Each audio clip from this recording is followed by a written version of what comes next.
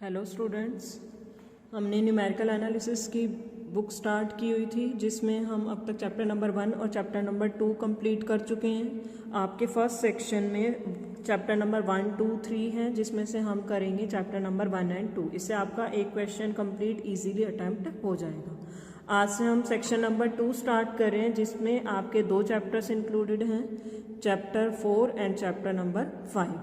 और आज हम चैप्टर नंबर 4 स्टार्ट कर रहे हैं जो है हमारा central difference interpolation formula. First lecture रहेगा इस चैप्टर के लिए। अब इसमें हमारे पास 4 फॉर्मूले रहेंगे: Gauss forward interpolation formula, Gauss backward interpolation formula, Stirling formula and Bessel's formula. 4 फॉर्मूले और उस पर बेस्ड न्यूमेरिकल्स रहेंगे।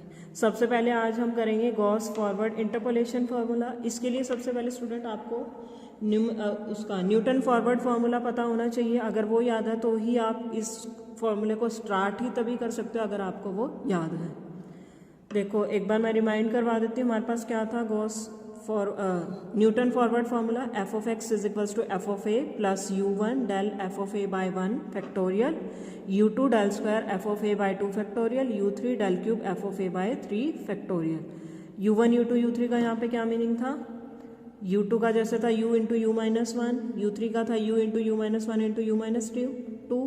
इन्होंने अब इसको थोड़ा सा चेंज किस तरह से किया है, ये ऊपर 1 लिखा हुआ था तो इन्होंने नीचे लिख दिया, ऊपर 2 था नीचे लिख दिया और ये फैक्टोरियल हटा दिया। इसका मतलब पता चल गया ना। अब यहाँ वाले u2 का क्या मीनिंग है? u minus u into you minus 1 by 2 factorial.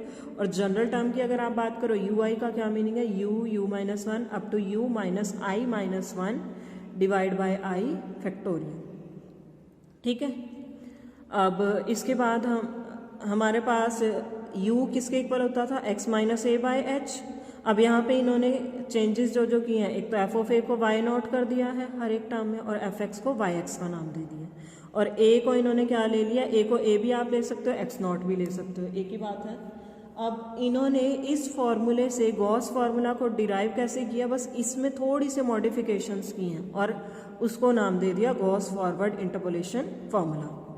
अब हमें पता है स्टूडेंट्स हम क्या करना चाह रहे हैं, जो थर्ड टर्म से इसके सफिक्स में है 0 0 है ना हर एक टर्म के सफिक्स में, y वाली टर्म में, तो उस सफिक्स को हम एक और रिड्यूस कर रहे हैं। ठीक है। और वो रिड्यूस किस फॉर्मूले से कर रहे हैं? Del n plus 1 y minus 1 अगर मुझे निकालना हो तो मुझे पता है मैं कैसे निकाल सकती हूँ कि डेल n अलग कर लिया, डेल अलग कर लिया। और डेल y माइनस 1 का क्या मीनिंग होता है? y माइनस 1 से नेक्स्ट पोजीशन क्या? y नॉट, और यही की position y minus 1, del n apply होगा, हमारे पास ये आ जाएगा। ठीक है। अब आप खुद नोट करोगे यहाँ पे हमारे पास क्या, हर एक टर्म में del y nought, del square y nought, del cube y nought, ये वाली टर्म्स दिखाई दे रही हैं। तो हमें अगर फॉर्मूले में कुछ सब्सटीट्यूशन करने हैं तो डेल एन वाई नॉट एक जगह सेपरेट चाहिए होगा, तो हमने क्या किया, इसमें से डेल एन वाई नॉट को एक साइड कर दिया, बाकी टर्म्स दूसरी साइड लिख दी हैं। ठीक है। अब हमारे पास रिक्वायरमेंट किसकी, हम फर्स्ट वाली टर्म के साथ कोई चेंजेस नहीं कर रहे, हम मॉडिफिकेशन किस में कर रहे हैं? थर्ड वाली टर्म और उसके बाद वाले में। थर्ड वाली टर्म में दिखाई दे रहा होगा डेल के ऊपर कितनी पावर है? 2 पावर चल रही है, तो इट मीन्स n को हमें यहाँ कितना पुट करना पड़ेगा? 2। n को जब आपने 2 पुट किया तो हमारे पास क्या आ जाएगा? Del square Y nought is equals to del cube Y minus 1 plus del square Y minus 1। ऐसे ही n को 3 पुट करेंगे तो del cube Y nought is equals to del 4 Y minus 1 plus del cube Y minus 1। ये सारी values हमने क्या किया, इस फॉर्मूले के अंदर पुट कर दी। ठीक है, यहाँ तक आ जाएगा। अब हमने क्या किया, जो जो टर्म्स कॉमन आ रही है उनको एक साइड कर लिया। वाई नॉट अकेला है, एक अलग रख दिया इसको, ये भी अकेला है, इसको अलग कर दिया। और डेल स्क्वायर वाई माइनस 1 वाली टर्म अकेली है, इसको अलग कर दिया। अब डेल क्यूब वाई माइनस वाली टर्म्स यहाँ पे 2 है ना, एक ये है और एक ये है, इन दोनों को इकट्ठा कर लिया और जो कॉमन आ रहा है वो कॉमन ले लिया। u2 और u3 ब्रैकेट के अंदर आएगा और del cube Y minus 1 common है। ऐसे ही डेल 4 माइनस 1 वाली टर्म एक यहाँ पे प्रेजेंट है और एक यहाँ पे प्रेजेंट है, ये कॉमन ले लिया यहाँ से, अंदर क्या आ जाएगा? u3 plus u4। अब हमने इस पे इन ब्रैकेट्स पे क्या फॉर्मूला लगाया? ये कॉम्बिनेशन की तरह ही तो है, कॉम्बिनेशन भी तो ऐसे ही होता था, डिवाइड में फैक्टोरियल और एक एक सब्ट्रैक्ट होता जाता था। ठीक है, जैसे बाइनोमियल आपकी होती थी, N C R minus one plus N C R अगर हमारे पास होता है तो इसको हम कैसे लिख सकते हैं, ऊपर वाले में हमारे पास क्या आ जाता है, एक इंक्रीमेंट हो जाता है एन प्लस वन सी, और इन दोनों में से जो भी बड़ा हो वो नीचे आ जाता है। ऐसे ही अब u2 प्लस u3 है तो इसमें क्या होगा, u के अंदर एक इंक्रीमेंट हो जाएगा u प्लस वन, और 2 और 3 में बड़ा कौन है, 3 है, तो नीचे आ जाएगा 3। ऐसे u3 प्लस u4 में u प्लस वन, u में एक इंक्रीमेंट हो गया और नीचे क्या आ जाएगा, 3 और 4 में बड़ा कौन है, 4। ये सारी वैल्यूज हमने यहाँ पुट कर दी। फिर क्या किया कि फर्स्ट 4 टर्म्स को छोड़ के इसके बाद वाली टर्म्स में y के सफिक्स में एक और रिड्यूस कर दिया हमने, वो भी किस फॉर्मूले से, इसी वाले फॉर्मूले से। अब डेल 4y माइनस है ना, अब यहाँ डेल 4y माइनस वन हो तो वो कैसे रिड्यूस होएगा, एक एक और डिमिनिश कर रहे हैं ना, तो y माइनस 2 आएगा, यहाँ पे माइनस 2, 4 है तो ये क्या बन जाएगा, डेल 5y माइनस 2 और del 4y minus 1 y minus 2। ठीक है, ऐसे ही आगे वाली ब्रैकेट्स में चेंज कर दिया। ये आपका फाइनल फॉर्मूला तैयार हो गया, कौन सा, गॉस फॉरवर्ड इंटरपोलेशन फॉर्मूला। ये था हमारे पास फॉर्मूला। अब इस पे बेस्ड हम न्यूमेरिकल्स देख लेते हैं एक बार। फर्स्ट न्यूमेरिकल देखो। अच्छा, उससे पहले एक चीज़ और बतानी रह गई है, अगर हमारे पास मेंशन नहीं होगा कि हमें कौन सा फॉर्मूला अप्लाई करना है तो हमें पता कैसे चलेगा कि कौन सा अप्लाई करना है। u का फॉर्मूला हमारे पास ये है ना, अगर u की वैल्यू 0 और 1/2 के बीच में लाई कर रही है तो इट मीन्स आपको गॉस फॉरवर्ड फॉर्मूला अप्लाई करना है। ठीक है, अब इस पे बेस्ड हम न्यूमेरिकल्स देख लेते हैं। फर्स्ट हमारे पास क्वेश्चन क्या कहता है, use Gauss forward formula to find the value of y when x is equals to 3.75 from the following table. x की वैल्यू हमें कहाँ से कहाँ तक दी हुई है, 2.5, 3.0, 3.5, 4.0, 4.5, 5.0, और y की वैल्यू दी हुई है इन सारे पॉइंट्स में। अब क्या दिखाई दे रहा है, इंटरवल ऑफ डिफरेंसिंग कितना है, 0.5 का दिख रहा है, और जिस हमें वैल्यू किस पे निकालनी है, 3.75 पे। अब a आपको इसमें क्या एज्यूम करना, अब ये a का काम नहीं कर रहा, अब a का काम कौन कर रहा है, 3.75 पे निकालने। इससे जस्ट पहले कौन सी वैल्यू है x की, 3.5 है ना, सबसे क्लोज वैल्यू, इससे पहले वाली 3.5 है, तो a हमारा कौन बनेगा अब 3.5, h हमारे पास 0.5 है, तो u क्या बन जाएगा, x भी हमारे पास है, a भी है, h भी है, सिंप्लीफाई करेंगे हमारे पास 0.5 आ जाएगा। आ गया ना, ये 0 से 1/2 के बीच में, तो इट मीन्स यहाँ गॉस फॉरवर्ड फॉर्मूला अप्लाई होगा। यहाँ तो मेंशन ही था, अगर मेंशन ना होता तो आप यहाँ से आइडेंटिफाई करते हैं। ठीक है, अब डिफरेंस टेबल इसमें किस तरीके से बनेगी, पहले तो हम यही की यही वैल्यू सीधा लिख देते थे, अब यही की यही वैल्यू हम सीधा नहीं लिख रहे, इसमें थोड़े से चेंजेस कर रहे हैं। u का फॉर्मूला हमारे पास ये है ना, x minus a by H. अब x हमारे पास ये भी x है, ये भी x है, ये भी x है, ये तो u निकालने के लिए हमने किया था ना, एक बार इसको फिक्स कर दिया था। अब आपका x बार बार चेंज होता रहेगा। सबसे पहले x क्या है, 2.5 है, 2.5 माइनस 3.5 बाय 0.5 क्या आ जाएगा, 1.0 बाय 0.5, वो भी नेगेटिव का आ जाएगा, तो क्या आ जाएगा -2।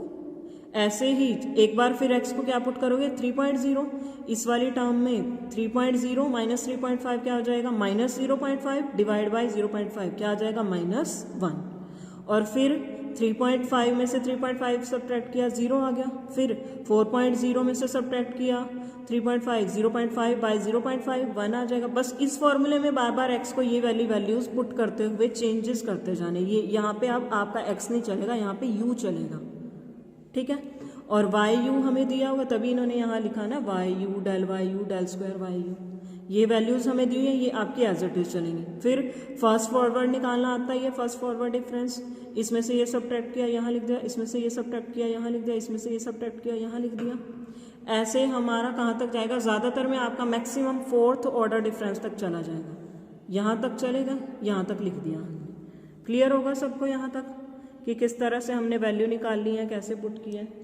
अब आपका काम है कि आपको वैल्यूज यूज कौन सी करनी है। फॉर्मूले में देखिए स्टूडेंट, हमारे पास किस किस की रिक्वायरमेंट थी, y0, del y0, del square y -1, del cube y -1, इन सब की रिक्वायरमेंट है। मतलब हर एक ऑर्डर का डिफरेंस की एक एक वैल्यू की रिक्वायरमेंट है हमारे पास, और वो एक एक वैल्यू होगी कौन सी, इसमें बस थोड़ा सा आपको ध्यान रखना, बहुत ईजी है, याद करने का तरीका बता दूँ मैं। स्टार्ट कहाँ से करना है आपको, 0 आया था ना हमारा, कहीं ना कहीं 0 हमेशा आएगा आपका, किसी ना किसी u की वैल्यू आपके पास 0 जरूर आएगी। ये आई है, इसके सामने से स्टार्ट किया, सबसे पहली वैल्यू ले ली हमने ये। अब क्या करना है, हमेशा हर फॉर्मूले में आपको 0 के सामने से ही स्टार्ट करना है। अब क्या करना है, फॉरवर्ड फॉर्मूला है ना, फॉरवर्ड है तो नीचे चले जाओ, इसके नीचे वाली वैल्यू, नेक्स्ट वाले कॉलम में नीचे वाली वैल्यू ले ली ये, फिर ऊपर चले गए, ये वाली वैल्यू ले ली, फिर नीचे, फिर ऊपर, बस ऐसे करना है। पहले 0 के सामने वाली वैल्यू ली, फिर याद रखना कि फॉरवर्ड है तो उससे उल्टा चलना है, फॉरवर्ड है तो नीचे से हमने स्टार्ट किया करना है, सामने फिर नीचे, फिर उसके बाद तो आ ही जाएगा नीचे वाली, फिर ऊपर वाली, फिर नीचे, फिर ऊपर। क्लियर है सबको? ठीक है। अब देखो हमारे पास फॉर्मूला क्या था, हर एक ऑर्डर वाले डिफरेंस की एक एक वैल्यू चाहिए थी। वाई नॉट आपका ये काम करेगा, और हमें बस यहाँ पे हमें चेक करने की जरूरत नहीं है कि डेल वाई नॉट था, डेल वाई -1 था, क्या था, बस आपको सिर्फ ये वैल्यू यूज कर लेनी है। जहाँ पे भी फर्स्ट फॉरवर्ड डिफरेंस वाली वैल्यू मांगे वहाँ ये पुट कर दो, सेकंड फॉरवर्ड डिफरेंस वाली वैल्यू मांगे तो ये पुट कर दो, थर्ड वाली मांगे तो ये, फोर्थ वाली मांगे तो ये, यही वैल्यू इन्होंने पुट की हुई है। ठीक है। वाई नॉट तो हमारी वही स्टार्टिंग वाली थी, u हमारा चल ही रहा था, 0.5 था, u -1 करेंगे तो 0.5 -1 -0.5, और डेल स्क्वायर -1, ये देखो डेल स्क्वायर -1 ये 0.237, या डेल, यहाँ सबसे पहले तो हाँ ये यूज है ना u, और डेल वाई नॉट की हमारी ये चल रही थी डेल स्क्वायर y -1, देखो 0.237। सारे ऑर्डर डिफरेंस की एक एक वैल्यू ही आपकी यूज होगी, और जो मार्क करवाई है वही होगी। पहले 0 के सामने, और फॉरवर्ड फॉर्मूला यूज कर रहे हो तो नीचे से स्टार्ट करेंगे, नीचे फिर ऊपर, नीचे ऊपर नीचे, जहां तक आप जाते हो सारी वैल्यू बस आपने इसमें पुट कर देनी है, आपका आंसर आ जाएगा। कुछ नहीं है इसमें, बिल्कुल फॉर्मूला बेस्ड क्वेश्चन है, और बस कैलकुलेशन का काम थोड़ा सा ज्यादा है आपके लिए। नेक्स्ट क्वेश्चन अब देखते हैं, फाइंड